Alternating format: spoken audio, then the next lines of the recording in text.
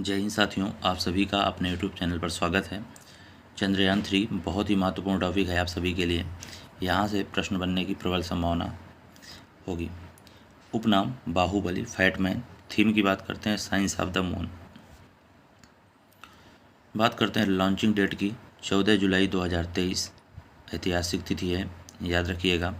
इसरो द्वारा लॉन्च किया गया, समय 2:35 PM, दोपहर 2:35। ठीक है। यान की बात करें LBM-3M4 रॉकेट, जिसका वजन 3900 किलोग्राम। LBM का full form launch vehicle mark. कहाँ से लॉन्च किया गया? श्रीहरिकोटा द्वीप स्थित सतीश धवन स्पेस सेंटर, आंध्र प्रदेश से लॉन्च किया गया। लैंडिंग डेट की बात करें तो 23 अगस्त 2023। देखिए 23 आ रहा है, इस तरह से याद रखिएगा। 23 अगस्त 2023, समय 6:04 सायंकाल। ठीक है। चांद पर उतरने वाले देश रूस, अमेरिका, चीन के बाद भारत बनता है चौथा देश। रूस, अमेरिका, चीन, भारत, ये चार नाम आपको याद होने चाहिए। रूस, अमेरिका, चीन, भारत। भारत का चौथा स्थान। प्रश्न सबसे ज़्यादा पूछा जा सकता है अगर यहाँ से, तो भारत चांद पर जाने को किस क्रम का देश बना, तो चौथा, याद रखिएगा।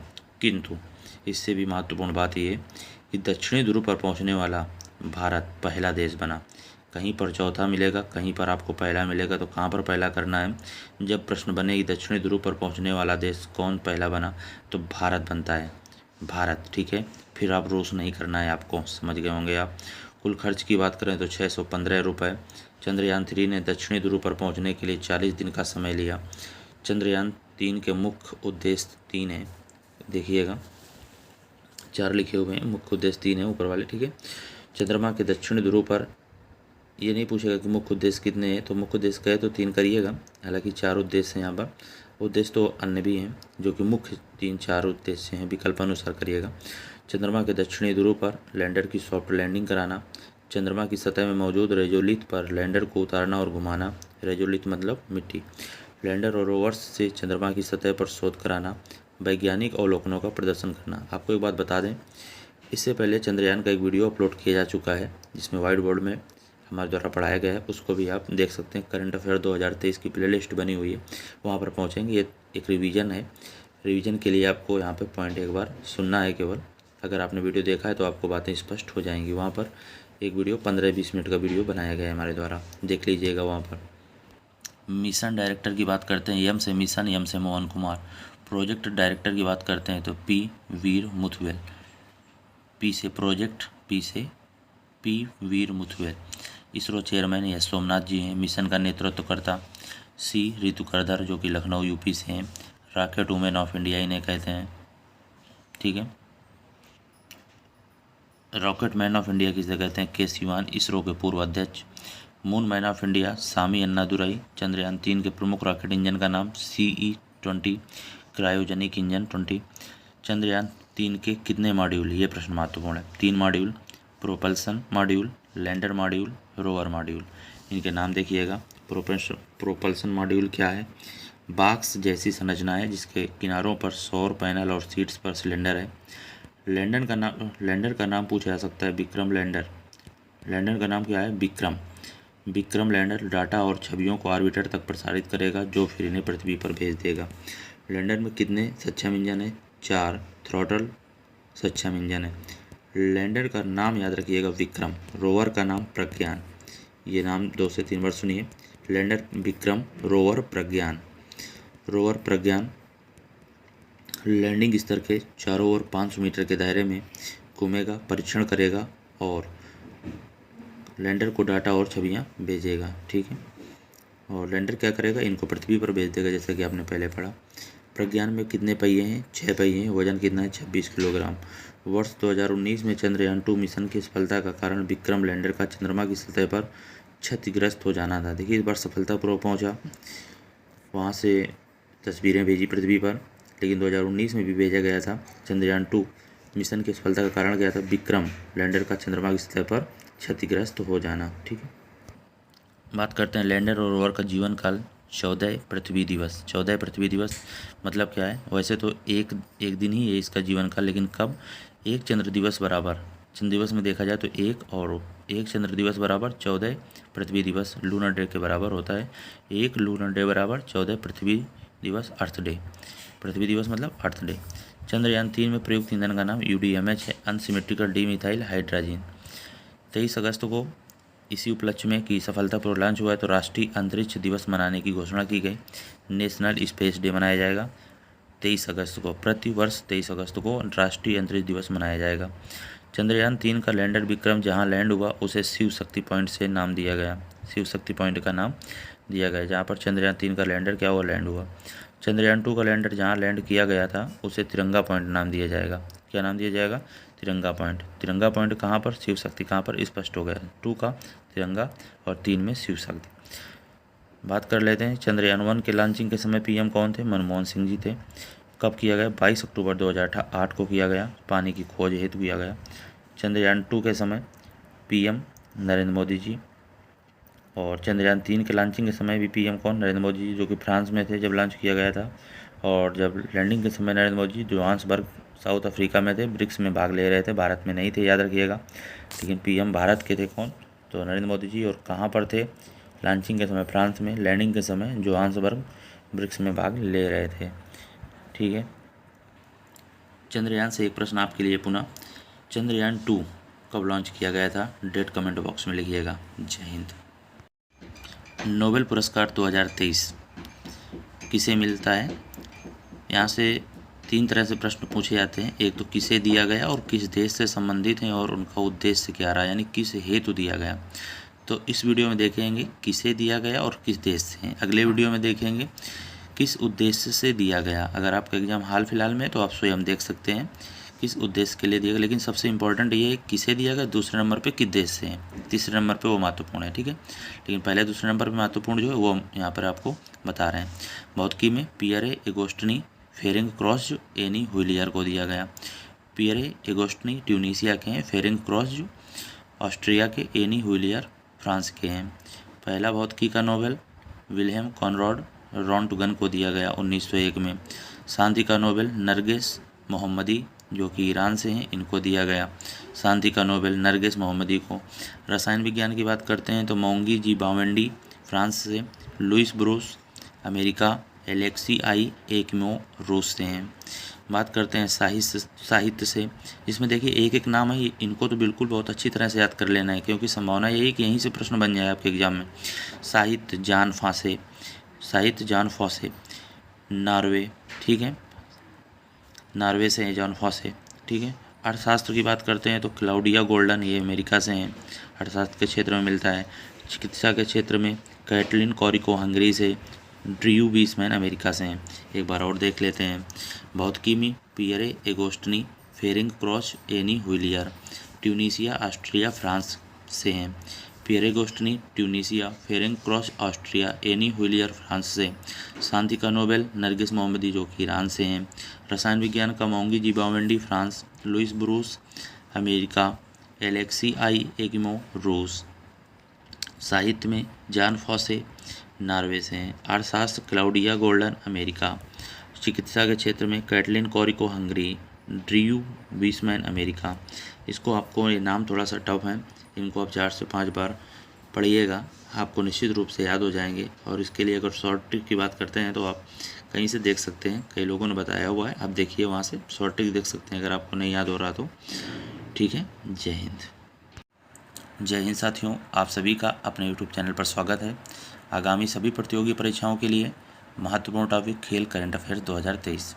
अगर आप कोई भी परीक्षा देने जा रहे हैं तो आपको इस वीडियो से निश्चित रूप से लाभ मिलने वाला है करंट अफेयर्स की दृष्टिकोण से। शुरुआत करते हैं वर्ल्ड एथलेटिक्स चैम्पियनशिप 2023 से। सबसे पहला महत्वपूर्ण प्रश्न ये पूछा जा सकता है कि इसका आयोजन कहाँ पर हुआ। तो वर्ल्ड एथलेटिक्स चैम्पियनशिप 2023 का आयोजन जो कि 19वां संस्करण था, बुडापेस्ट हंगरी में हुआ। इसमें स्वर्ण पदक जीतने वाले पहले भारतीय नीरज चोपड़ा 88.17 मीटर भाला फेंक कर बने। भारत का स्थान 18वां, प्रथम स्थान USA, द्वितीय स्थान कनाडा। गोल्ड की बात करें, USA के पास 12 गोल्ड, कनाडा के पास 4 गोल्ड रहे। ठीक है। भारत में अभी तक वर्ल्ड एथलेटिक्स चैंपियनशिप में कुल 3 पदक जीते हैं, जिसमें 1 अंजू बॉबी जॉर्ज और 2 पदक नीरज चोपड़ा ने, 1 रजत और 1 स्वर्ण के साथ। वर्ल्ड एथलेटिक्स चैंपियनशिप 2025 का आयोजन जापान टोक्यो में होगा। यह प्रश्न भी महत्वपूर्ण है। अगर बहुत महत्वपूर्ण बात करें तो 2 प्रश्न बहुत महत्वपूर्ण है। पहला सबसे ज़्यादा कि आयोजन कहाँ पर हुआ, बुडापेस्ट हंगरी में। इसके बाद नीरज चोपड़ा। इसके बाद आप बात करें तो वर्ल्ड एथलेटिक्स चैंपियनशिप 2025 का आयोजन कहाँ पर हुआ, जापान टोक्यो में हुआ। इस बात को भी याद रखिएगा।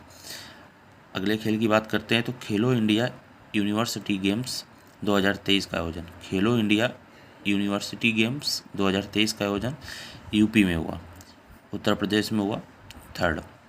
तीसरे क्रम का शुभंकर जीतू जो कि एक बारहसिंगा है, शीर्ष स्थान पंजाब का रहता है यहाँ पर।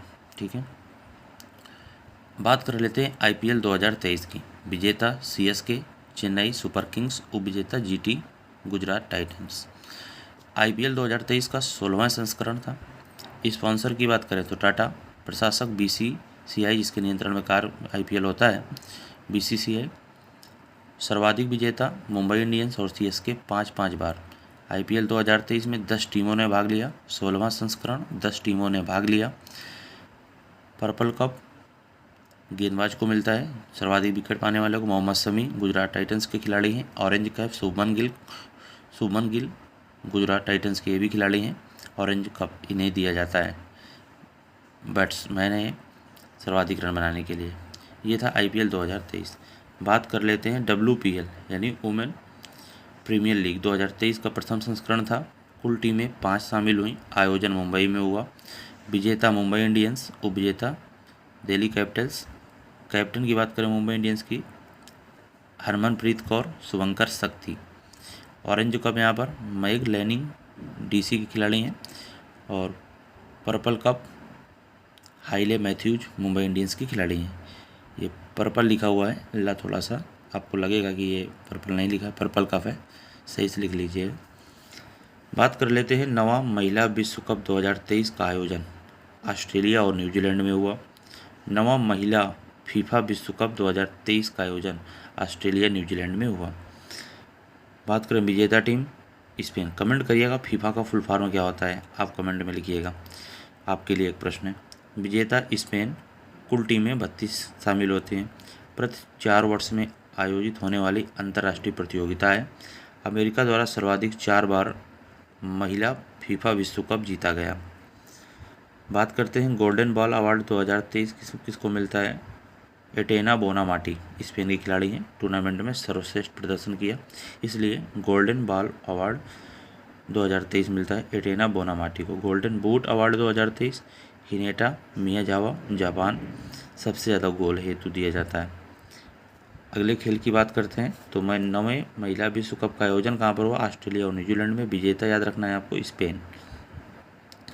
खेलो इंडिया यूथ गेम्स 2022-23 का आयोजन एमपी में 5वां संस्करण। ठीक है, 22-23 का आयोजन एमपी में 5वां संस्करण होता है इसका। खेलो इंडिया यूथ गेम्स का प्रथम आयोजन 2018 में नई दिल्ली में होता है। मसाल की बात करें तो अमरकंटक, मॉस्क्वाट, आसाम, मादा चीता है और मोगली।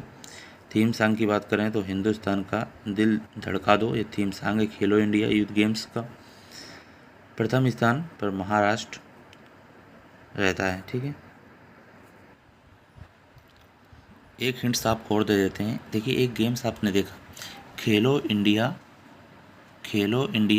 यूनिवर्सिटी गेम्स 2023 में यूपी में होता है और शीर्ष स्थान पंजाब का। और इसी से मिलता जुलता देखो यहाँ पे यूनिवर्सिटी था, यहाँ पर क्या आपने देखा खेलो इंडिया यूथ गेम्स 2022-23 का आयोजन एमपी में 5वां संस्करण, प्रथम स्थान महाराष्ट्र का। इन दोनों को बहुत अच्छे से याद करिएगा। ठीक है, थोड़ा सा अंतर है क्योंकि आप खेलो इंडिया को केवल पकड़ेंगे तो प्रश्न आपका गलत हो जाएगा। यूनिवर्सिटी पे देखा जाए तो पंजाब और यूथ गेम्स पे देखेंगे तो महाराष्ट्र। ठीक है, अपने आप से थोड़ा लिंक करके याद कर लेंगे कि प्रथम स्थान किसका रहा। बात करते हैं 22वां पुरुष फीफा वर्ल्ड कप। आयोजन कतर में होता है। शुभंकर लाइव, विजेता अर्जेंटीना, उपविजेता फ्रांस। 22वां पुरुष फीफा वर्ल्ड कप महत्वपूर्ण है। आयोजन कहाँ पर हो 22वें पुरुष फीफा वर्ल्ड कप का, आयोजन कतर, शुभंकर लाइव, विजेता अर्जेंटीना, उपविजेता फ्रांस। बात करते हैं 8वें ICC women's T20 world cup 2023। देखिए, वो WPL था, ये T20 वर्ल्ड कप है, अंतर है। ये 8वां ICC women's T20 world cup है। वो संस्करण पहला था WPL, ये 8वां है। आयोजन होता है साउथ अफ्रीका में, विजेता ऑस्ट्रेलिया, उपविजेता south Africa. Player of series Ashleigh Gardner Australia की खिलाड़ी हैं। नोट, नवा संस्करण कहाँ पर होगा? बांग्लादेश में होगा। कब होगा? 2024 में होगा। नवा संस्करण 2024 में बांग्लादेश में होगा। महत्वपूर्ण है ये भी। बात कर लेते हैं men's FIH hockey world cup 2023। FIH क्या है पहले इसको समझ लेते हैं। इंटरनेशनल हॉकी फेडरेशन, ये हॉकी फेडरेशन है, संघ है, और हेडक्वार्टर कहाँ है FIH का? स्कॉटलैंड में। आप जानते हैं आयोजन स्थल ओडिशा। संस्करण 15वां होता है इसका men's FIH hockey world cup का।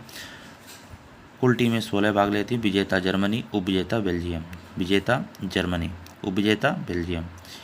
16वें पुरुष हॉकी वर्ल्ड कप 2026 का आयोजन बेल्जियम और नीदरलैंड में होगा। बेल्जियम और नीदरलैंड में होगा। ये था men's FIH hockey world cup 2023। Asia cup, यहाँ से भी प्रश्न देखने को मिल सकते हैं महत्वपूर्ण। एशिया कप 2023 संस्करण 16वां। देखिए यहाँ पर मेंस हॉकी वाला भी 16वां था, माफ़ कीजिएगा ये 15वां था, और 16 टीमें भाग लेती थी, ठीक है। तो इसमें क्या है, एशिया कप 2023 संस्करण 16वां है, टीमें 6 भाग लेंगी यहाँ पर। विजेता भारत, उपविजेता श्रीलंका। मेजबानी पाक और श्रीलंका द्वारा की गई, पाकिस्तान और श्रीलंका द्वारा की गई एशिया कप 2023 की विजेता टीम भारत बनी। Player of the tournament Kuldeep Yadav. Format की बात करें तो ODI है, यानी वनडे मैच होता है एशिया कप में, 50-50 ओवर का मैच होता है।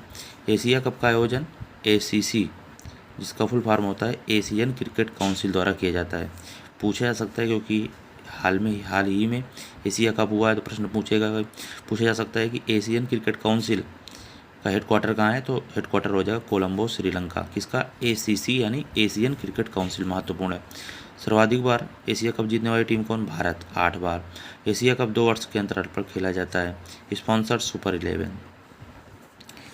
बात कर लेते हैं ICC। एक कमेंट और करके बताइएगा कि एशिया कप 2023 हुआ, तो जो अगला एशिया कप होगा इसका आयोजन कहाँ पर होगा, कमेंट करिएगा, ठीक है। जो प्रश्न आपसे पूछ रहे हैं इनको भी आप पढ़ के जाइएगा, ये आपके लिए हैं, ठीक है, क्योंकि आप जब गूगल करेंगे तो आपको और बातें भी जानने को मिल जाएंगी। ICC विश्व टेस्ट चैंपियनशिप 2023, ये भी महत्वपूर्ण है। यह 2 वर्षों तक चलने वाली चैंपियनशिप है। 2 वर्षों तक ये चैंपियनशिप चलती है, क्योंकि आप जानते हैं टेस्ट जो चैंपियनशिप होती है, एक मैच 5 दिन में लगभग कंप्लीट होता है, तो 2 वर्ष तक चलती है। और जब परिणाम अंतिम में इसका रिजल्ट आता है, तो पहली बार न्यूजीलैंड ने जीता था, उपविजेता भारत बना था। 2023 में विजेता टीम ऑस्ट्रेलिया है, पुनः उपविजेता भारत बनती है। भारत फाइनल नहीं जीत पाया अभी, ठीक है, तो याद रखिएगा दोनों उपविजेता भारत रहा, लेकिन पहली बार न्यूजीलैंड, और 2023 में विजेता टीम ऑस्ट्रेलिया। ICC के सभी फॉर्मेट को जीतने वाली एकमात्र टीम बनी है ऑस्ट्रेलिया। सभी फॉर्मेट को जीतने वाली एकमात्र टीम है ऑस्ट्रेलिया, ठीक है। ICC के अन्य नाम टेस्ट वर्ल्ड कप। अन्य नाम इसको क्या कहते हैं? टेस्ट मैच, जिसको हम नाम जानते हैं, तो वर्ल्ड कप होता है, टेस्ट वर्ल्ड कप होता है, जैसे T20 world cup, one day world cup, इस तरह से, तो ये अन्य था। अंडर 19 महिला T20 वर्ल्ड कप 2023। अंडर 19 की बात करते हैं, संस्करण पहला था, इसलिए महत्वपूर्ण हो जाता है। विजेता भारत है, इसलिए भी महत्वपूर्ण हो जाता है क्योंकि भारत जीतती है। होस्ट साउथ अफ्रीका करता है इस मैच का। अंडर 19 महिला T20 वर्ल्ड कप 2023 का संस्करण पहला, विजेता भारत। रणजी ट्रॉफी का संबंध किस खेल से है, तो क्रिकेट से। विजेता बना सौराष्ट्र 2023 का, उपविजेता बंगाल। रणजी ट्रॉफी 2023 विजेता टीम सौराष्ट्र। महत्वपूर्ण लगभग सभी बिंदु हैं, ठीक है, क्योंकि कम है और महत्वपूर्ण। नेशनल आइस हॉकी चैंपियनशिप आयोजन लद्दाख में होता है, आइस हॉकी का। इस तरह से याद रखिए कि ऊपर है तो बर्फ गिरती है आइस से, और लद्दाख में होता है, इस तरह से याद कर सकते हैं लिंक करके। 2023 विजेता ITBP, Indo Tibet border police, ठीक है। नेशनल बीच सॉकर चैंपियनशिप, विजेता केरल, उपविजेता पंजाब। ईरानी कप की बात करते हैं। ईरानी कप 2023, ये भी महत्वपूर्ण है, क्रिकेट से संबंधित कप है। विजेता रेस्ट ऑफ इंडिया, शेष भारत, उपविजेता MP। याद रखिएगा, इंपॉर्टेंट है। 37वां राष्ट्रीय खेल का आयोजन गोवा 2023 में, और 38वें राष्ट्रीय खेल का आयोजन उत्तराखंड 2024 में होगा। आगे बात करते हैं Indonesia open, Swiss open, Korea open. Indonesia open, Swiss open, Korea open 2023 विजेता सात्विक और चिराग की जोड़ी, याद रखिएगा। Indonesia open, Swiss open Korea open 2023 विजेता सात्विक और चिराग की जोड़ी। भारत की पहली गठित नेत्रहीन महिला क्रिकेट टीम की कप्तान सुषमा पटेल। कनाडा ओपन विजेता 2023 लक्ष्य सेन। मलेशिया ओपन विजेता 2023 यश प्रणय। देखिए ये Indonesia open, Swiss open, Korea open 2023 विजेता सात्विक और चिराग की जोड़ी। ठीक है, याद रखिएगा इसको। कनाडा ओपन लक्ष्य सेन, कनाडा लक्ष्य सेन। मलेशिया यश प्रणय। इंटर कॉन्टिनेंटल कप, यह कप फुटबॉल से संबंधित है। ट्रॉफी वाले टॉपिक में भी इसको कवर किया जा सकता है। इंटर कॉन्टिनेंटल कप किस खेल से संबंधित है? फुटबॉल से संबंधित है। आयोजन भुवनेश्वर, विजेता भारत, उपविजेता लेबनान। ठीक है, लेबनान को हराकर भारत विजेता बना। इंटर कॉन्टिनेंटल कप फुटबॉल से संबंधित है। 16वां विशेष ओलंपिक खेल, इसका आयोजन जर्मनी 2023 में होता है। बस इतना याद रखना है यहाँ पर। 16वें विशेष ओलंपिक खेल का आयोजन जर्मनी 2023 में होता है। इंपॉर्टेंट देखिए लिखा हुआ है यहाँ पर, कई बातें स्पष्ट हो जाएंगी आपको। नीरज चोपड़ा ने लुसाने डायमंड लीग और दोहा डायमंड लीग दोनों में स्वर्ण पदक जीता है। नीरज चोपड़ा ने लुसाने डायमंड लीग और दोहा डायमंड लीग दोनों में स्वर्ण पदक जीता है। और इसके बाद कहाँ पर जीता है? वर्ल्ड एथलेटिक्स चैंपियनशिप में जीता है। ओलंपिक जो इसके पहले ओलंपिक आयोजित हुआ था उसमें भी स्वर्ण पदक जीता था नीरज चोपड़ा ने। लेकिन याद रखिएगा, नोट में लिखा हुआ ज्यूरिख डायमंड लीग 2023 में नीरज चोपड़ा ने रजत पदक जीता है। क्योंकि प्रश्न यहीं से बनने की संभावना प्रबल हो जाती है, क्योंकि सबको लगता है कि डायमंड जीता होगा, क्योंकि अधिकतर जगह डायमंड ही जीते हैं नीरज चोपड़ा जी ने। तो यहाँ पर ज्यूरिख से प्रश्न पूछा जाता है कि ज्यूरिख डायमंड लीग 2023 में नीरज चोपड़ा ने कौन सा पदक जीता है? उत्तर हो जाएगा रजत पदक जीता है। इसको आपको याद करना है बहुत अच्छे से। ज्यूरिख डायमंड लीग में रजत पदक जीता है। ठीक है, बहुत अच्छे से याद करिएगा। आईसीसी क्रिकेट वर्ल्ड कप 2023 का आयोजन इस समय चल रहा है। आयोजन भारत में हो रहा है। शुभंकर की बात करें तो क्रिप्टोवर्स याद करना है इसको। Brand ambassador Shahrukh Khan. संस्करण 13वां। थीम सॉन्ग दिल जश्न बोले। शुभंकर याद रखिएगा। क्रिप्टोवर्स, ठीक है, आयोजन भारत में इसका हो रहा है। संस्करण भी याद रखिएगा, 13वां संस्करण। एशियाई हॉकी चैंपियनशिप 2023 विजेता टीम भारत रही। शतरंज विश्व कप 2023 आयोजन बाकू अजरबैजान में होता है। विजेता मैग्नस कार्लसन नॉर्वे के खिलाड़ी हैं। Magnus Carlsen. उपविजेता आर प्रज्ञानंद। शतरंज विश्व कप हो गया। 31वां वर्ल्ड यूनिवर्सिटी गेम्स 2023 आयोजन चीन में होता है। भारत का स्थान 7वां। संतोष ट्रॉफी 2023 विजेता कर्नाटक। आयोजन सऊदी अरब। संतोष ट्रॉफी, रणजी ट्रॉफी, ईरानी ट्रॉफी, तीनों ट्रॉफी बहुत अच्छे से पढ़िएगा। और बाद में इंटर कॉन्टिनेंटल कप, इनको एक बार और देखिएगा आप। दादा साहेब फाल्के पुरस्कार 2023 बहुत महत्वपूर्ण होने वाला है। वहीदा रहमान को मिलता है 53वें दादा साहेब फाल्के पुरस्कार। ठीक है, 53वां दादा साहब फाल्के पुरस्कार किसको मिलता है? वहीदा रहमान को मिलता है। सूचना और प्रसारण मंत्रालय द्वारा दिया जाता है। अब बताइएगा वहीदा रहमान का संबंध किस क्षेत्र से है? और भारत का 41वां यूनेस्को विश्व धरोहर स्थल शांति निकेतन पश्चिम बंगाल को घोषित किया गया। 42वां होयसल मंदिर जो कि कर्नाटक में, इनको घोषित किया जा चुका है। डूरंड कप भी महत्वपूर्ण है। डूरंड कप 2023 संस्करण 132वां। आयोजन भारत। विजेता मोहन बागान FC। उपविजेता ईस्ट बंगाल। ठीक है, उपविजेता ईस्ट बंगाल और विजेता मोहन बागान। अंतर्राष्ट्रीय क्रिकेट मैच खेलने वाली पहली ट्रांसजेंडर महिला क्रिकेटर डेनियल मैकगही, कनाडा की हैं डेनियल मैकगही। डूरंड कप भी महत्वपूर्ण है। विजेता मोहन बागान। G77+ चीन शिखर सम्मेलन 2023 का आयोजन हवाना, क्यूबा में हुआ। G77+ चीन शिखर सम्मेलन 2023 का आयोजन हवाना, क्यूबा में। रेलवे बोर्ड की पहली महिला अध्यक्ष और CEO जय वर्मा सिन्हा बनी। देखिए इस टॉपिक को बहुत अच्छे से ध्यान सुनिएगा। एक तरफ लिखा हुआ है नवीनतम सदस्य और एक तरफ लिखा हुआ है भारत ने मेजबानी या होस्ट की। नवीनतम सदस्य की बात करें तो SCO, ठीक है, ईरान बनता है 9वां सदस्य। NDB मिस्र या इजिप्ट बनता है। IMF एंडोरा 190वां देश बनता है, IMF का सदस्य बनता है। आसियान तिमोर लिस्ते 11वां। ब्रिक्स में 6 नए देश शामिल होते हैं। ठीक है, आप देख सकते हैं, गूगल करके देख सकते हैं कौन कौन से 6 शामिल देश हैं इसमें अच्छे से, लेकिन 6 पर्याप्त है अभी आपको, अगर आपका एग्ज़ाम का लेवल ठीक ठाक है तो। G20 की मेज़बानी भारत ने की। ये CO की मेज़बानी भारत ने की। इंटरपोल की 90वीं बैठक की मेज़बानी भारत ने की। आईसीसी क्रिकेट वर्ल्ड कप का आयोजन भारत में हो रहा है। 15वां हॉकी वर्ल्ड कप का आयोजन भारत में हो रहा है। अभी आपको जितना लिखा है इतना ही याद कर लीजिएगा, क्योंकि आपके पास जैसे पेड की परीक्षा देने जा रहे हैं तो वक्त नहीं होगा। दिल्ली पुलिस का एग्ज़ाम आगे आगे अन्य परीक्षाएं, अगर समय हो तो थोड़ा सा याद कर सकते हैं कि ब्रिक्स में शामिल देश और एससीओ में शामिल 9 के 9 देश। इस तरह से आप थोड़ा सा अतिरिक्त भी पढ़ सकते हैं। ऐसा नहीं कि आप प्रश्न नहीं बनते, प्रश्न बनते हैं। निम्नलिखित में से कौन सा एससीओ का देश नहीं रहा, इस तरह से प्रश्न यहाँ से पूछे जाते हैं। ठीक है, तो G20 के भी सभी देश से प्रश्न बन सकता है। तो ये तो फिर आप एक्स्ट्रा पढ़ सकते हैं, लेकिन ये महत्वपूर्ण है। कम समय में, अगर आप कम समय है करंट अफेयर्स के लिए, तो इतना आपको तैयार होना चाहिए, क्योंकि ये प्रश्न बेसिक हैं। यहाँ से प्रश्न सभी के सही होने की संभावना होती है। जो अगर टफ बनेगा तो सभी के लिए टफ होगा। ठीक है, ये थे महत्वपूर्ण बिंदु। जय हिंद साथियों, आप सभी का अपने YouTube चैनल पर स्वागत है। इस वीडियो में देखेंगे आदित्य L1 मिशन के बारे में। Aditya L1 mission, Aditya L1 सूर्य का अध्ययन करने वाला पहला अंतरिक्ष आधारित भारतीय मिशन होगा। सूर्य का अध्ययन करने हेतु आदित्य L1 मिशन है। ठीक है, बात कर लेते हैं लॉन्च कब किया गया। 2 सितंबर 2023 11:50 AM में लॉन्च किया गया। लॉन्चिंग डेट हो गई 2 सितंबर 2023। किसके द्वारा? इसरो द्वारा सतीश धवन स्पेस सेंटर से लॉन्च किया गया। रॉकेट का नाम जिस रॉकेट से लॉन्च किया गया PSLV XL C57। Most important question बनेगा यहाँ से। रॉकेट का नाम PSLV XL C57। PSLV का full form polar satellite launch vehicle. Aditya L1 में प्रश्न पूछे जा सकते हैं। एल का तात्पर्य क्या है? लैग्रेंज से। लैग्रेंज क्या होता है जानते हैं। लैग्रेंज बिंदु, पॉइंट।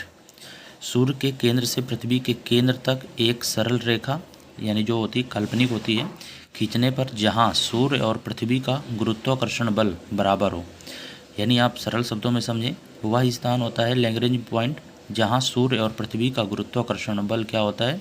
बराबर होता है। L1 बिंदु पृथ्वी से कितनी दूर है? तो 1.5 मिलियन किलोमीटर दूर है। आदित्य L1 अपने बिंदु L1 तक पहुंचने में कितने दिन का समय लेगा? 127 दिन लेगा। आदित्य L1 के साथ कितने पेलोड भेजे जाएंगे? 7 पेलोड भेजे जाएंगे।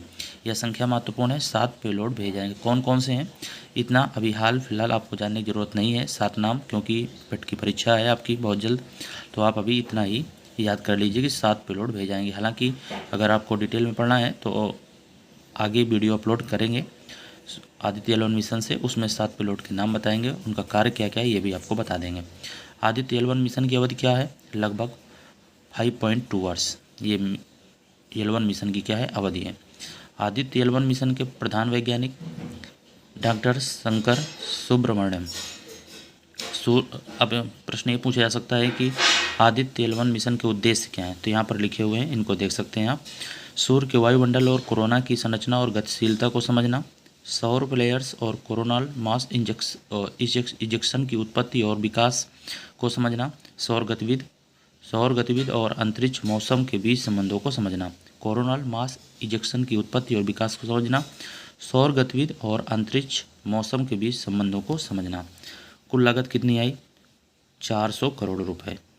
प्रश्न पूछा जा सकता है कि पृथ्वी से सूर्य के बीच की दूरी कितनी है? तो 14 करोड़ 96 लाख किलोमीटर लगभग ये पृथ्वी और सूर्य के बीच की दूरी है। अब आपसे एक प्रश्न है, आप कमेंट करके बताइएगा, सूर्य का प्रकाश पृथ्वी तक पहुंचने में कितना समय लेता है? कमेंट करिएगा। आइए जानते हैं इसरो द्वारा ये कार्य किया गया। तो इसरो के बारे में जान लेते हैं। Full form Indian space research organisation. Indian space research organisation गठन कब होता है? महत्वपूर्ण है तिथि 15 अगस्त 1969 को क्या होगा? गठन होगा। हेडक्वार्टर की बात करते हैं तो बेंगलुरु भारत में इसरो का हेडक्वार्टर है। वर्तमान अध्यक्ष डॉक्टर एस सोमनाथ जी हैं। इसरो ने भारत का पहला उपग्रह आर्यभट्ट बनाया था। इसरो द्वारा बनाया गया पहला उपग्रह आर्यभट्ट। ये थे महत्वपूर्ण बिंदु आदित्य L1 मिशन से।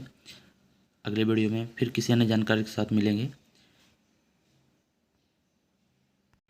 जय हिंद साथियों, आप सभी का अपने YouTube चैनल पर स्वागत है। इस वीडियो में देखेंगे G20 के बारे में।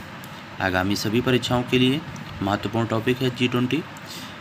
आपको बता दें G20 यहाँ पर बहुत कम मैटर लिया गया है, क्योंकि आप भी जानते हैं उसमें बहुत बैठक हुई हैं कई जगह बैठक हुई हैं, उतना याद करना इतना आसान नहीं है।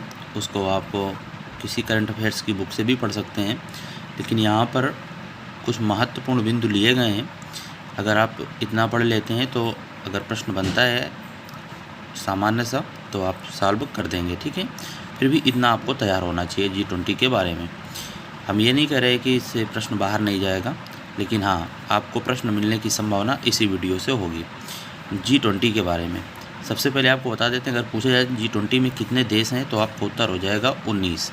20 नहीं होगा, 19 हो जाएगा, 19 देश। और G20 नाम को तो आप जानते हैं कि यूरोपियन संघ है, एक संघ है और 19 देश हैं। तो G20 में देश कितने हैं? 19। यूरोपियन संघ है और अभी हाल ही में अफ्रीकी संघ को भी शामिल किया गया है। तो G20 में कितने? G21 हो गया है, यानी 19 देश, 2 संघ, एक यूरोपियन और एक अफ्रीकी संघ। G20 का 18वां सम्मेलन नई दिल्ली भारत में हुआ। यह प्रश्न बहुत महत्वपूर्ण पूछा जा सकता है। G20 का 18वां सम्मेलन नई दिल्ली भारत में हुआ है। बात कर लेते हैं G20 की स्थापना कब हुई, तो 26 सितंबर 1999, 1999 यानी 1999 में स्थापना होती है। और प्रथम G20 शिखर सम्मेलन अमेरिका में हुआ 2008 में। G20 के लोगों के बारे में बात कर लेते हैं, तो कमल और पृथ्वी का चित्र आप देखते होंगे। कमल और पृथ्वी का चित्र लोगों में है। प्रयुक्त रंग की बात करें अगर, तो केसरिया, सफ़ेद, हरा, नीला, 4 रंगों का प्रयोग किया गया है G20 के लोगों में। प्रश्न पूछा गया, कमल की पंखुड़ियाँ क्या व्यक्त करती हैं, तो कमल की पंखुड़ियाँ महाद्वीपों को व्यक्त करती हैं। G20 2023 का आदर्श वाक्य क्या है? वसुधैव कुटुंबकम, महा उपनिषद से लिया गया है, और जिसको अंग्रेजी में 1 अर्थ 1 फैमिली 1 फ्यूचर भी आपको याद रखना है। 1 अर्थ 1 फैमिली 1 फ्यूचर नोट कर लीजिएगा, बहुत महत्वपूर्ण है। 1 अर्थ 1 फैमिली 1 फ्यूचर। बात कर लेते हैं कि G20 का सचिवालय कहाँ पर है, तो आपको बता दें G20 का कोई सचिवालय नहीं है। बात करेंगे अगले तथ्य की, तो G20 सम्मेलन 2024 की अध्यक्षता किस देश द्वारा की जाएगी, तो 19वें G20, यानी जो G20 2023 में भारत में हुआ है वह संस्करण क्या है? 18वां। तो अब होगा 2024 में 19वां G20 सम्मेलन 2024 की अध्यक्षता ब्राज़ील करेगा, और ब्राज़ील के राष्ट्रपति को यह अध्यक्षता दी गई भारत के द्वारा। लूला डी सिल्वा वहाँ के राष्ट्रपति जी हैं। बात कर लेते हैं कि ट्रोइका क्या है। प्रश्न पूछा जाता है ट्रोइका क्या है, तो ट्रोइका क्या होता है कि जो पिछले वर्ष अध्यक्षता करता है, इसके बाद आगे कौन करेगा, फिर उसके आगे कौन करेगा, तो यानी कुल मिला के अध्यक्षता सौंपी जाती है। तो इसके पहले भारत के पहले इंडोनेशिया ने की, इंडोनेशिया के बाद भारत ने, भारत के बाद ब्राज़ील ने। यही है ट्रोइका, ठीक है। एक महत्वपूर्ण तथ्य है, और ख़ासतौर पे अगर आप उत्तर प्रदेश की परीक्षाएं दे रहे हैं, भारत की अध्यक्षता में 7वीं G20 की बैठक कहाँ पर आयोजित की गई, यह प्रश्न पूछा जा सकता है। वाराणसी। भारत की अध्यक्षता में 7वीं G20 की बैठक वाराणसी में आयोजित की गई। ये थे महत्वपूर्ण तथ्य। यहाँ से बहुत कुछ अभी भी आपको पढ़ना बाकी है, लेकिन इतना आप तैयार रखेंगे, शेष अगले वीडियो में आपको बता देंगे, ठीक है। जय हिंद। ग्रैंड स्लैम टूर्नामेंट 2023 आगामी सभी परीक्षाओं के लिए महत्वपूर्ण टॉपिक होने वाला है, खासतौर पर 2023 में जो परीक्षाएं होंगी और 2024 में जो होने वाली हैं, ठीक है, उनके लिए महत्वपूर्ण टॉपिक है। बात कर लेते हैं ग्रैंड स्लैम टूर्नामेंट की। 2 बातें आप नोट कर लीजिएगा कि ग्रैंड स्लैम टूर्नामेंट का आयोजन किसके द्वारा करवाया जाता है? अंतर्राष्ट्रीय टेनिस संघ ITF, नोट कर लीजिएगा, अंतर्राष्ट्रीय टेनिस संघ के द्वारा चारों ग्रैंड स्लैम का आयोजन करवाया जाता है, ठीक है। ITF। अगर हेडक्वार्टर की बात करें तो ITF यानी इंटरनेशनल टेनिस फेडरेशन का हेडक्वार्टर कहाँ पर है? लंदन में। अब बात कर लेते हैं चारों ग्रैंड स्लैम कौन कौन से हैं। आपको एक सीधी सी ट्रिक याद रखनी है, AFWU अंग्रेजी वर्णमाला के अक्षर हैं। A के बाद F आता है, इसके बाद W आएगा, लेकिन यहाँ पर थोड़ा सा उल्टा हो जाएगा, W के बाद U याद रखना है, ठीक है। वैसे U के बाद W आता है, ठीक है। लेकिन यहाँ पर क्या याद रखना है, आपको क्रम याद रखना है। ये देखिए क्रम आपको दिख रहा होगा, AFWU, AFWU, ये पढ़ लेना है 5 से 6 बार, आपको याद हो जाएगा। A से ऑस्ट्रेलियन ओपन, ठीक, F से फ्रेंच ओपन, डब्ल्यू से विंबलडन ओपन, यू से यूएस ओपन, ये 4 हैं ग्रैंड स्लैम। ए से ऑस्ट्रेलिया ओपन, एफ से फ्रेंच ओपन, डब्ल्यू से विंबलडन ओपन, यू से यूएस ओपन। यहाँ तक बातें आपको समझ में आ चुकी होंगी। यहाँ पर प्रारंभ कब से होता है इसका, तो 1905 में ऑस्ट्रेलियन ओपन, 1891, 1877 और 1881। ये इनको रटने का प्रयास मत करिएगा भी, अगर आपका हाल फिलहाल में कोई परीक्षा हो तो, क्योंकि थोड़ा सा कठिन हो जाएगा। ये लिखने का उद्देश्य यही है कि इसमें आपको एक बात स्पष्ट हो जाएगी, सबसे पुराना ग्रैंड स्लैम कौन सा है। आप देख पा रहे होंगे कौन सा ग्रैंड स्लैम सबसे पुराना है, ठीक है। आप देख सकते हैं, इसमें कमेंट करके बताइएगा सबसे पुराना ग्रैंड स्लैम कौन सा है। बात कर लेते हैं खेला कहाँ पर जाता है, तो इसके लिए कैसे लिख लेंगे। देखिए पहले क्या होता है, पहले हार्ड कोर्ट लिख देंगे आप, पहले हार्ड कोर्ट लिख दिया, इसके बाद क्या होगा, लास्ट में भी आपने हार्ड कोर्ट लिख दिया। इसके बाद हार्ड कोर्ट के बाद क्या हो जाएगा, जब उसमें खेला जाता है तो उसमें जैसे आप देखते हैं कि कहीं पर कठोर भूमि होती है, तो उसमें अगर बार बार चला जाए और उसमें खेला जाए, कुछ कोई कार्य किया जाए, तो उसमें जो चट्टानें होती हैं या कठोर मिट्टी होती है तो मुलायम मिट्टी में बदलने लगती है, यानी मिट्टी वहाँ पर होने लगती है, तो क्ले कोर्ट नाम दे दिया गया, ठीक है, मिट्टी क्ले कोर्ट। और जब मिट्टी हो जाएगी तो क्या हो जाएगी, उसमें कुछ समय के बाद जब बरसात होगी, भारी वर्षा होगी, तो उसमें क्या हो जाएगी, ग्रास कोर्ट यानी घास हो जाएगी। तो इस तरह से आपको याद रख लेना है। और घास कुछ उपरांत के बाद फिर सूख जाएगी, कठोर बन जाएगा, तो हार्ड कोर्ट, इसके बाद क्ले और ग्रास। ये AFWU अगर याद रखते हैं आप, AFWU, तो आपको राहत मिलने वाली है। तो यहाँ से hard court, clay court, grass court, hard court में ये खेले जाते हैं। बात कर लेते हैं 2023 के विजेता। एक तरफ लिखा हुआ मेल और एक तरफ लिखा हुआ फीमेल। आपको 2 से 3 बार इसको सुनना है, आपको स्पष्ट रूप से याद हो जाएगा। देखिए मेल बहुत सिंपल है, आपको बहुत अच्छे से याद होने वाला है, सरलतापूर्वक, क्योंकि नोवाक जोकोविच, जो कि सर्बिया के खिलाड़ी हैं, नोवाक जोकोविच, नाम सुना भी होगा आपने। यहाँ पर 4 ग्रैंड स्लैम है, उसमें से 3 में नाम है नोवाक जोकोविच का। आप सभी में लिख लीजिएगा नोवाक जोकोविच, नोवाक जोकोविच, नोवाक जोकोविच, और इस तरह से लिख लिया आपने चारों में। अब हमने बताया कि 3 में विजेता होते हैं कौन, नोवाक जोकोविच, तो एक किस में नहीं होते, तो आपने देखा कि तीसरे नंबर पे जो खेला रहा है उसमें नहीं है। क्यों, इस तरह से याद रख सकते हैं कि 2023 में मान लो गेम हो रहा है, तो 2023 में तीसरे नंबर से हटा देना है, बदल जाएगा। 2023 में 3 लास्ट में आता है, तो तीसरे को आप हटा दीजिए। तो तीसरे नंबर के नोवाक जोकोविच को आपने हटा दिया, तो वहाँ पर नाम आ जाएगा कार्लोस अल्कराज। और इस तरह से भी समझ सकते हैं, कार्लोस की सी से लिखेंगे इसको, तो सी के अंग्रेजी वर्णमाला में जो आप नंबर होता है क्या होता है, ABC यानी तीसरा। तो इस तरह से कार्लोस अल्कराज, जो कि स्पेन के खिलाड़ी हैं, आप इस तरह से लिख सकते हैं, ठीक है। फीमेल के नाम आपको याद रखने होंगे। पहले नंबर पे लिखा हुआ है आरेना सबलेंका, बेलारूस की हैं। Iga Swiatek, Poland. Marketa Vondrousova, चेक गणराज्य। कोकोगॉफ, USA की हैं। ये हैं फीमेल।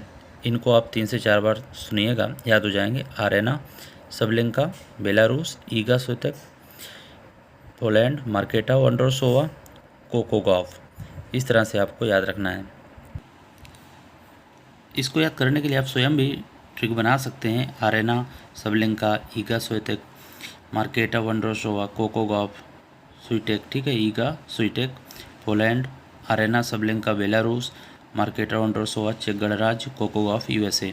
महत्वपूर्ण है, आप इन्हें रट लीजिएगा। ये चारों नाम मेल के बहुत सिंपल हैं। कार्लोस अल्कराज याद रखना है, सी से तीसरे स्थान पर आ जाएंगे, क्योंकि सी की कोडिंग क्या होती है, 3 से 3 होती है, तो ये तो मेल तो बहुत सिंपल है, हो जाएगा। फीमेल आपको थोड़ा सा याद करना होगा, ठीक। बात कर लेते हैं महिला एकल में सर्वाधिक ग्रैंड स्लैम जीतने का रिकॉर्ड किसके नाम है, तो मार्गरेट कोर्ट, ऑस्ट्रेलिया की हैं। उनके नाम 24 बार उन्होंने ग्रैंड स्लैम जीते हैं। सबसे ज़्यादा ग्रैंड स्लैम की विजेता कौन है, नोवाक जोकोविच पुरुष में है। कितनी बार, 24 बार ये भी हैं। पहले भारतीय जिन्होंने ग्रैंड स्लैम जीता, महेश भूपत, 1997 में फ्रेंच ओपन में जीते हैं ग्रैंड स्लैम, ठीक है। ये थे महत्वपूर्ण तथ्य ग्रैंड स्लैम टूर्नामेंट से संबंधित। फीमेल में आप और एक बार सुन लीजिए, आरेना सबलिंका, ईगा स्विटेक, मार्केटा वंडरसोवा, कोकोगाफ। ये क्रम याद रखिएगा, AFWU, और इस तरह से AI बना सकते हैं आप। A से आरेना, I से ईगा, और पहले अक्षर भी याद कर लेंगे आप तो याद हो जाएगा। इसके बाद M के मार्केटा और कोको, मार्केटा कोको, इस तरह से याद रख सकते हैं। विश्वास है आपको ये बातें स्पष्ट रूप से क्लियर हो गई होंगी और आप अच्छे से याद कर लेंगे। जय हिंद। जय हिंद साथियों, आप सभी का अपने YouTube चैनल पर स्वागत है। इस वीडियो में देखेंगे स्टैच्यू ऑफ वननेस से संबंधित महत्वपूर्ण तथ्य। सामान्यतः प्रतियोगी परीक्षाओं में सीधा सा प्रश्न यही बनेगा कि स्टैच्यू ऑफ वननेस किससे संबंधित है, और इसका उत्तर हो जाएगा आदि शंकराचार्य से। अन्य महत्वपूर्ण बातें इस वीडियो में जानेंगे। ओंकारेश्वर शहर जो कि MP में है, आदि शंकराचार्य की 108 फीट ऊंची प्रतिमा का अनावरण किया गया और इसे स्टैच्यू ऑफ वननेस का नाम दिया गया। स्टैच्यू ऑफ वननेस किससे संबंधित है? आदि शंकराचार्य से संबंधित है। कितने फीट ऊंची प्रतिमा? 108 फीट ऊंची प्रतिमा है। इस प्रतिमा में शंकराचार्य जी को 12 वर्ष के बच्चे के रूप में दर्शाया गया है। यह प्रतिमा नर्मदा नदी के किनारे सुरम्य मानधाता पहाड़ी के ऊपर स्थित है। अब जानेंगे आदि शंकराचार्य जी के बारे में। महान दार्शनिक एवं धर्म प्रवर्तक थे। जन्म स्थान की बात करें, केरल में जन्म होता है। पिताजी का नाम शिवगुरु और माताजी का नाम आर्यम्भा था। ठीक है। इन्हें भगवान शिव का अवतार माना जाता है। यह प्रश्न पूछा जा चुका है कि आदि शंकराचार्य को किस भगवान का अवतार माना जाता है, तो इन्हें भगवान शिव का अवतार माना जाता है। सन्यासी बनने के लिए एक युवा भिक्षु के रूप में ओंकारेश्वर पहुँचे थे, जहां उन्होंने अपने गुरु गोविंद भगवत पाद से मुलाकात की और शिक्षा प्राप्त की। इनके गुरु का नाम गोविंद भगवत पाद से मुलाकात की और शिक्षा प्राप्त की। इन्होंने 33 वर्ष की उम्र में केदारनाथ में समाधि ली। सनातन धर्म के प्रचार के लिए भारत में 4 मठों की स्थापना की। 4 मठ निम्नवत हैं: श्रृंगेरी मठ, गोवर्धन मठ, द्वारका मठ, ज्योतिर्मठ। श्रृंगेरी मठ रामेश्वरम में स्थित है। गोवर्धन मठ पुरी उड़ीसा में है और इसका संबंध भगवान जगन्नाथ मंदिर से है। द्वारका मठ, यह मठ गुजरात में द्वारका धाम में स्थित है। ज्योतिर्मठ उत्तराखंड के बद्रिकाश्रम में स्थित है। ठीक है। बात कर लेते हैं अन्य महत्वपूर्ण तथ्य की। शंकराचार्य ने स्मृत संप्रदाय तथा दशनामी संप्रदाय की स्थापना की। महत्वपूर्ण बिंदु है कि स्मृत संप्रदाय के प्रवर्तक या स्थापना किसके द्वारा तथा दशनामी संप्रदाय की स्थापना की। इन्हें प्रसन्न बुद्ध भी कहा जाता है। ये अद्वैतवाद दर्शन के प्रवर्तक थे। अद्वैतवाद दर्शन के प्रवर्तक थे। यह प्रश्न भी पूछा जा चुका है कि अद्वैतवाद दर्शन के प्रवर्तक कौन थे। अब जानते हैं अद्वैतवाद क्या होता है। उनका कहना था कि आत्मा और परमात्मा एक ही है, हमें अज्ञानता के कारण ही दोनों अलग अलग प्रतीत होते हैं। शंकराचार्य जी का कहना था कि आत्मा और परमात्मा एक ही हैं, हमें अज्ञानता के कारण ही दोनों अलग अलग प्रतीत होते हैं। अलग है यानी अद्वैतवाद। ठीक है। तो आत्मा और परमात्मा एक ही हैं, एक ही माना इन्होंने, लेकिन अज्ञानता के कारण दोनों अलग अलग प्रतीत होते हैं। यही है अद्वैतवाद। यह दर्शन जीव को आत्मा और ब्रह्म परमात्मा को 2 अलग अलग न मानकर एक ही मानता है, इसलिए इनके दर्शन को अद्वैतवाद कहा गया। विश्वास है कि आपको बातें समझ में आ चुकी होंगी कि अद्वैतवाद क्या है, तो आपको समझ में आ चुका होगा। अब जान लेते हैं मत और प्रवर्तक। इस टॉपिक से भी प्रश्न देखने को मिलते हैं सभी परीक्षाओं में। द्वैताद्वैतवाद के प्रवर्तक निम्बार्क, यह प्रश्न पूछा जा चुका है यूपी पुलिस के एग्जाम में। अद्वैतवाद भी पूछा जा चुका है शंकराचार्य। द्वैतवाद मध्वाचार्य, शुद्धाद्वैतवाद वल्लभाचार्य, विशिष्टाद्वैतवाद रामानुजाचार्य और SSC में पूछा गया रुद्र संप्रदाय के प्रवर्तक विष्णु स्वामी। ये थे महत्वपूर्ण बिंदु स्टैच्यू ऑफ वननेस, साथ ही आदि शंकराचार्य जी से जुड़े हुए साथ ही अन्य महत्वपूर्ण तथ्य भी यहाँ पर शामिल कर लिए गए, जैसे मत और प्रवर्तक। ये टॉपिक यहाँ से कंप्लीट होता है। जय हिंद। जय हिंद साथियों, आप सभी का अपने यूट्यूब चैनल पर स्वागत है। इस वीडियो में देखेंगे एशियन गेम्स के बारे में। अभी हाल ही में 19वें एशियन गेम्स का समापन हुआ है। 19वें एशियन गेम्स 2022-23 का समापन हो चुका है। आगामी परीक्षाएं जैसे यूपी ट्रिपल एस सीपेट होनी है, दिल्ली पुलिस, एसएससी जीडी या जूनियर असिस्टेंट, जो भी परीक्षाएं होनी है जिसमें करंट अफेयर्स से प्रश्न पूछे जाते हैं, एशियन गेम्स से प्रश्न बनने की संभावना प्रबल है। क्यों है? क्योंकि एशियन गेम्स का आयोजन प्रतिवर्ष तो होता नहीं है, आप ये बात समझ रहे होंगे। प्रति 4 वर्षों में आयोजन होता है, तो कुछ वर्षों तक ये प्रश्न बनेंगे, यानी 2023-24 में तो प्रश्न बनने की प्रबल संभावना इस टॉपिक से है।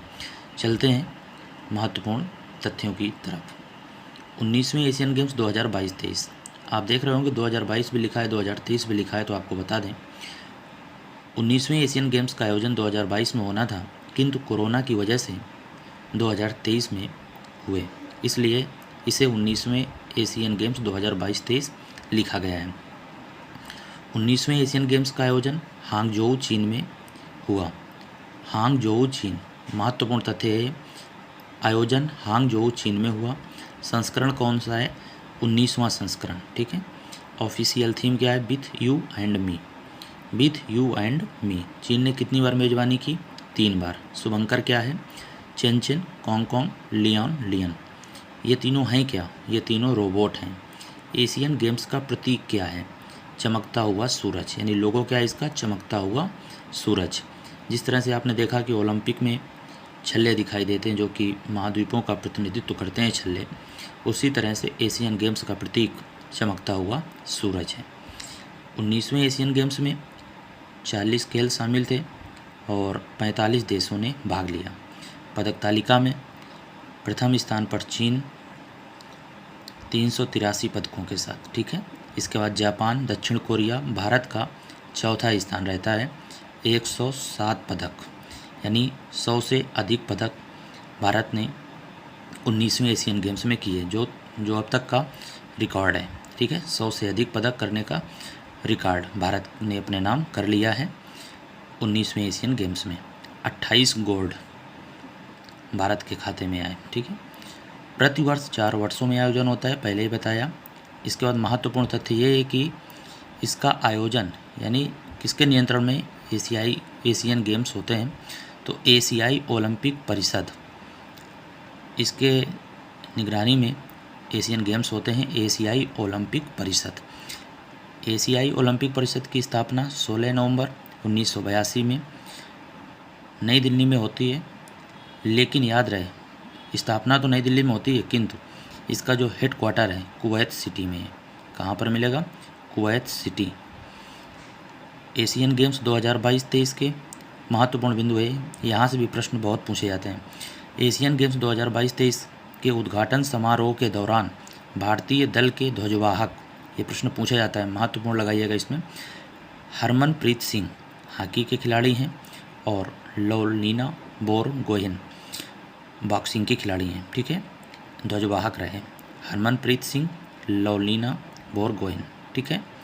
समापन में ध्वजवाहक कौन रहते हैं? पीआर श्रीजेश हॉकी खिलाड़ी यानी गोलकीपर हैं हॉकी के। ये दोनों बिंदु बहुत ही महत्वपूर्ण हैं, हरमनप्रीत सिंह, लवलीना बोरगोहेन और पीआर श्रीजेश, ठीक है।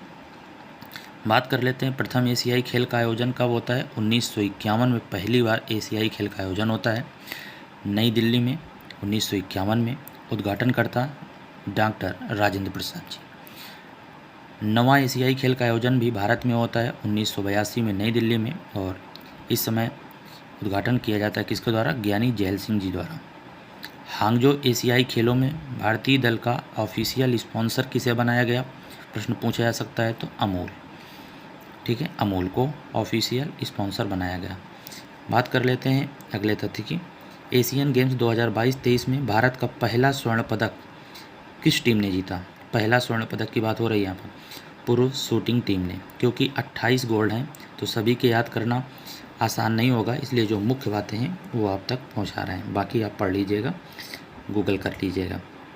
20वें एशियन गेम्स का आयोजन कहाँ पर होगा? महत्वपूर्ण, ये इसमें भी लगाइएगा क्योंकि आगामी पूछे जा सकते हैं आपसे। 20वें एशियन गेम्स का आयोजन आईची नागोया कहाँ पर है? जापान 2026 में होने वाले हैं, ठीक है, 2026 में। एशियन गेम्स 2022-23 में भारत ने क्रिकेट खेल में पहली बार भाग लिया और गोल्ड जीता। देखिए बहुत बड़ी बात है, क्रिकेट खेल में भी गोल्ड जीता भारत ने और पहली बार भाग लिया एशियन गेम्स 2022 में। और इतना ही नहीं, भारतीय महिला क्रिकेट टीम ने भी एशियाई खेल 2022-23 में स्वर्ण जीता, यानी गोल्ड जीता। भारतीय महिला क्रिकेट टीम ने भी जीता और पुरुष क्रिकेट टीम ने भी गोल्ड जीता, ठीक है। भारत में एशियन गेम्स 2022 में सबसे ज़्यादा पदक एथलेटिक्स में जीते गए। भारत ने सबसे ज़्यादा पदक किस में जीते? एथलेटिक्स में जीते। एशियन गेम्स 2022 में भाला फेंक प्रतियोगिता में लगातार 2 बार स्वर्ण पदक जीतने वाले खिलाड़ी नीरज चोपड़ा, जो कि किस राज्य से हैं आपको मालूम होगा? हरियाणा से। भारत ने 41 साल बाद स्वर्ण जीता। प्रश्न पूछा जा सकता है किस में जीता? घुड़सवारी में 41 साल बाद स्वर्ण जीता। एशियन गेम्स 2022 में भाला फेंक प्रतियोगिता में स्वर्ण जीतने वाली पहली महिला।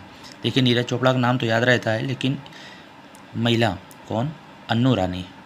एथलेटिक्स हैं कहाँ से? मेरठ यूपी, यानी यूपी SSC पेट के लिए महत्वपूर्ण है क्योंकि यूपी से संबंधित ये प्रश्न पूछा जा सकता है। एशियन गेम्स 2022 में भाला फेंक प्रतियोगिता में स्वर्ण जीतने वाली पहली महिला Annu Rani, athletics Meerut UP. Asian Games का जनक किसे कहा जाता है, किसे माना जाता है? गुरदत्त सोंधी को। किसे? गुरदत्त सोंधी को। ये कौन है? भारतीय अंतर्राष्ट्रीय ओलंपिक समिति के सदस्य रहे। नामकरण किसने किया एशियन गेम्स का? JL नेहरू जी ने। महत्वपूर्ण तथ्य है, एशियन गेम्स में गोल्ड मेडल जीतने वाली पहली भारतीय महिला। एशियन गेम्स में गोल्ड मेडल जीतने वाली पहली भारतीय महिला कमलजीत संधू। एथलेटिक्स हैं, पंजाब से हैं। 400 मीटर की दौड़ 57.3 सेकंड में पूरी की। एशियाई खेलों को एशियाड के नाम से भी जानते हैं। बात कर लेते हैं कि एशिया महाद्वीप में कुल कितने देश हैं? वर्तमान में 48 देश हैं। एक नाम और याद रखिएगा, पारुल चौधरी, एथलीट मेरठ यूपी। क्यों याद रखें? क्योंकि यूपी से हैं और यूपी की परीक्षाओं में यहाँ से प्रश्न पूछा जा सकता है। पारुल चौधरी यानी एथलीट ने 5000 मीटर की दौड़ में स्वर्ण जीता। आपके अनुसार अगर कोई भी महत्वपूर्ण तथ्य आपको मालूम है और यहाँ पर छूट रहा है तो आप कमेंट कर दीजिएगा, उस कमेंट को हम पिन कर देंगे और यह टॉपिक आपका बहुत अच्छे से कंप्लीट हो जाएगा। नोट्स बना लीजिएगा, 2 से 3 बार वीडियो को देख लीजिएगा, निश्चित रूप से आपको लाभ होगा। फिर मिलेंगे किसी अन्य वीडियो के साथ। जय हिंद। जय हिंद साथियों, आप सभी का अपने यूट्यूब चैनल पर स्वागत है। आगामी सभी परीक्षाओं के लिए महत्वपूर्ण वीडियो होने वाला है और यह वीडियो नए संसद भवन से संबंधित जो बातें हैं उस पर आधारित होगा। आगामी परीक्षाएं यूपी SSC पेट, दिल्ली पुलिस, SSC GD जो भी परीक्षाएं होंगी वहां पर इस टॉपिक से प्रश्न देखने को मिल सकता है। आपको सिर्फ 2 से 3 बार वीडियो को देख लेना है, बातें स्पष्ट हो जाएंगी। आइए देखते हैं नए संसद भवन के बारे में। आधारशिला कब रखी गई? 10 दिसंबर 2020। किसके द्वारा? PM नरेंद्र मोदी जी द्वारा रखी गई। उद्घाटन कब होता है नए संसद भवन का? यह तिथि महत्वपूर्ण है, 28 मई 2023। उद्घाटन कब होता है नए संसद भवन का? 28 मई 2023। 28 मई 2023 को ही क्यों होता है? तो उत्तर आप देख पा रहे होंगे, वीर सावरकर जी की जयंती होती है, इस कारण से उद्घाटन की जो तिथि चुनी गई 28 मई 2023 को चुना गया। प्रथम बैठक कब होती है? 19 सितंबर 2023 से प्रथम बैठक का आयोजन होता है। फिर वही बात कि प्रथम बैठक 19 सितंबर से ही क्यों प्रारंभ की गई? क्योंकि जैसा कि रिवाज होता है कि श्री गणेश साय नमः, यानी किसी भी शुभ कार्य को करने के पहले गणेश जी का स्मरण करते हैं, तो उस दिन गणेश चतुर्थी होती है। प्रथम बैठक 19 सितंबर 2023 से प्रारंभ होती है। नए संसद भवन के वास्तुकार बिमल पटेल, आर्किटेक्ट अहमदाबाद के वास्तुकार हैं। पुरानी संसद भवन का आकार गोलाकार है और जो वर्तमान यानी नई संसद भवन है उसका आकार त्रिभुजाकार है। कितनी सीटें हैं तो आपको बता दें, लोकसभा में 888, याद करने में आसानी होगी, 888 888, और राज्यसभा में 384 सीटें हैं। इसके बाद बात कर लेते हैं लोकसभा किस थीम पर आधारित है। तो लोक से देखिए ओ की मात्रा आ रही है, तो लोकसभा से हो जाएगा मोर थीम पर आधारित है। मोर थीम पर आधारित है कौन? लोकसभा। तो लो यानी मो, तो ओ की मात्रा से आप यहाँ पर देख सकते हैं, आपको याद हो जाएगा। लोकसभा मोर थीम पर आधारित है। राज्यसभा, आर एस का मतलब राज्यसभा, एल एस का मतलब लोकसभा है। यहाँ पर आर एस कमल थीम पर आधारित है। आर एस राज्यसभा कमल थीम पर आधारित है।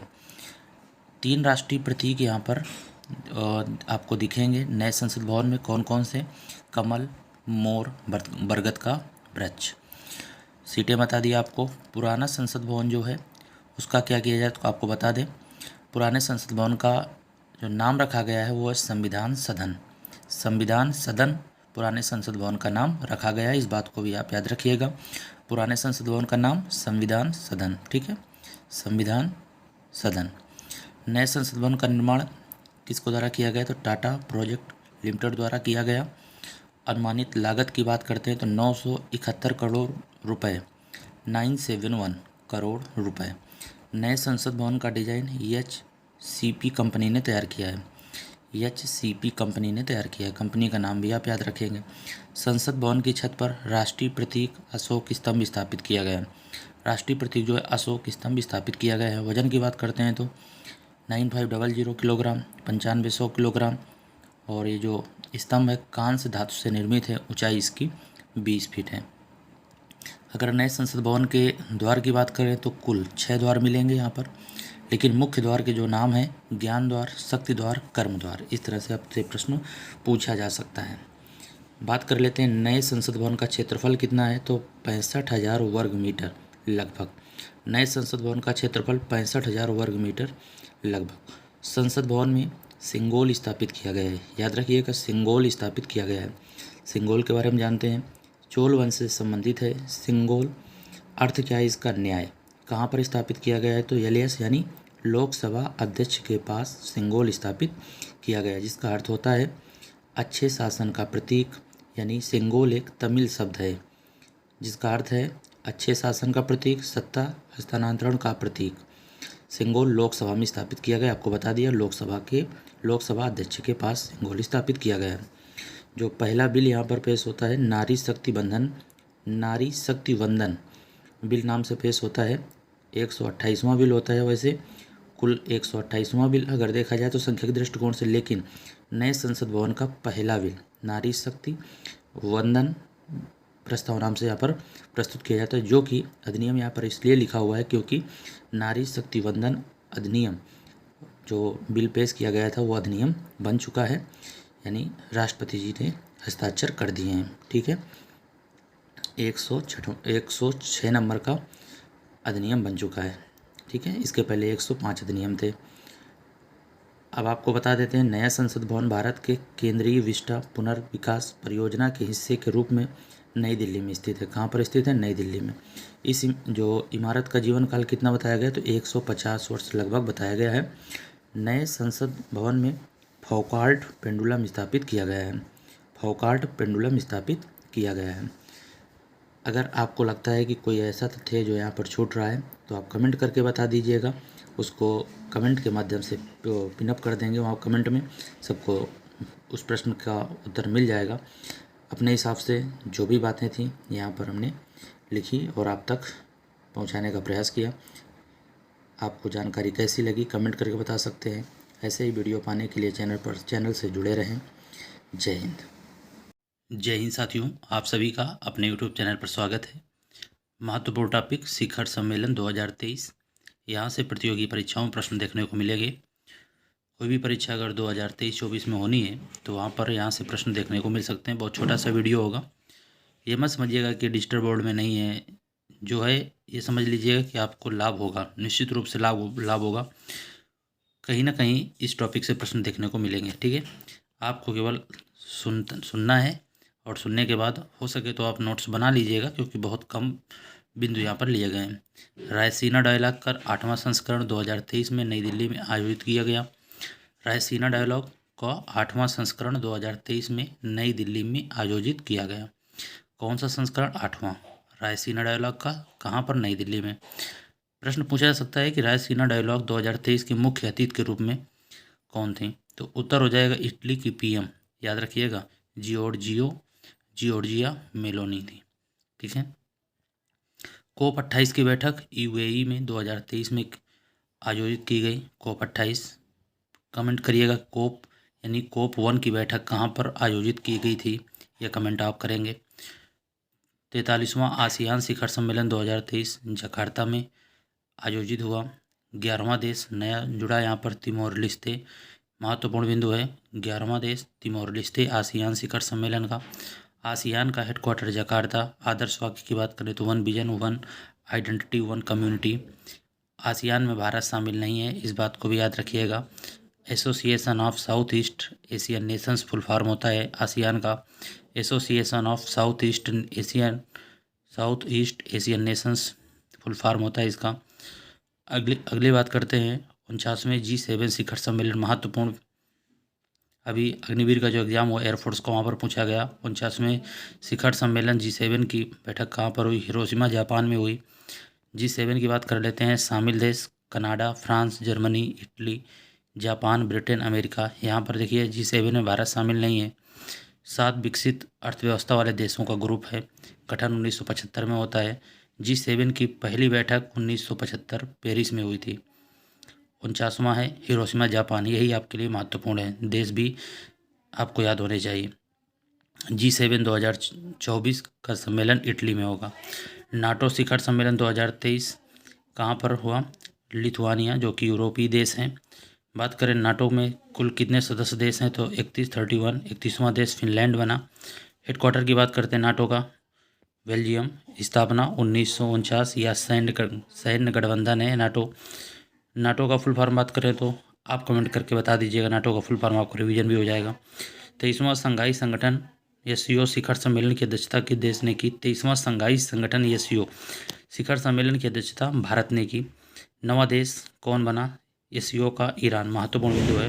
हेडक्वार्टर की बात करें SCO की तो बीजिंग, हेडक्वार्टर की बात करें तो बीजिंग में है। शामिल देश की बात करते हैं अगर SCO में, चीन, भारत, कजाकिस्तान, किर्गिस्तान, रूस, पाक, तजाकिस्तान, उज्बेकिस्तान, ईरान। देखिए अफगानिस्तान नहीं है, पूछा जा सकता प्रश्न निम्नलिखित में से SCO का देश नहीं है, तो अफगानिस्तान नहीं है यहाँ पर। क्वाड शिखर सम्मेलन महत्वपूर्ण है, इसमें शामिल देश कितने हैं क्वाड में, 4। कौन कौन से, जापान, भारत, ऑस्ट्रेलिया, अमेरिका, महत्वपूर्ण है। क्वाड शिखर सम्मेलन में शामिल देश 4, जापान, भारत, ऑस्ट्रेलिया, अमेरिका।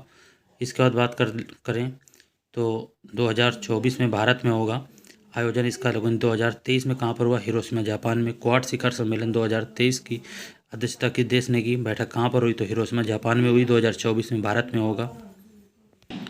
अगर बात करें I2U2, ये भी महत्वपूर्ण है, यहाँ से भी प्रश्न पूछे जा चुका है। एक क्वाड में शामिल देश और एक I2U2 में शामिल देश, ये दोनों याद रखने। क्वाड में जापान, भारत, ऑस्ट्रेलिया, अमेरिका याद रखना है। I2 से इंडिया, इजराइल, देखिए I इंडिया, इजराइल हो गए।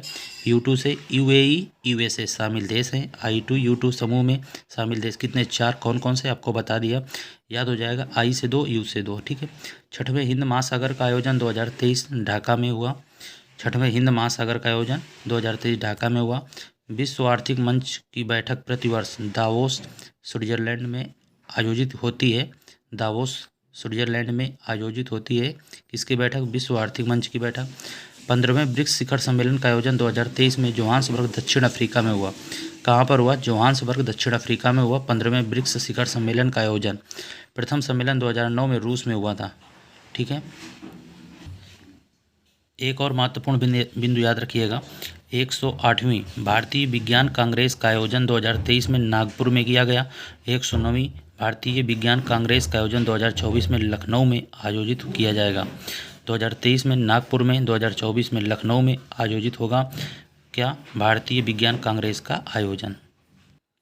एक महत्वपूर्ण बिंदु और याद रखिएगा, बहुत ही महत्वपूर्ण है, प्रश्न पूछा जाएगा कि 2001 के गांधी शांति पुरस्कार में किसका चयन किया गया या किसे दिया गया? 2021 का गांधी शांति पुरस्कार गीता प्रेस गोरखपुर को दिया गया। याद रखिएगा, गांधी शांति पुरस्कार किसको दिया गया 2021 का? 2023 में दिया गया गीता प्रेस गोरखपुर को दिया गया। ठीक है, गीता प्रेस कहाँ पर? गोरखपुर। इसका इनको दिया गया, गीता प्रेस को दिया गया, याद रखिएगा। जय हिंद।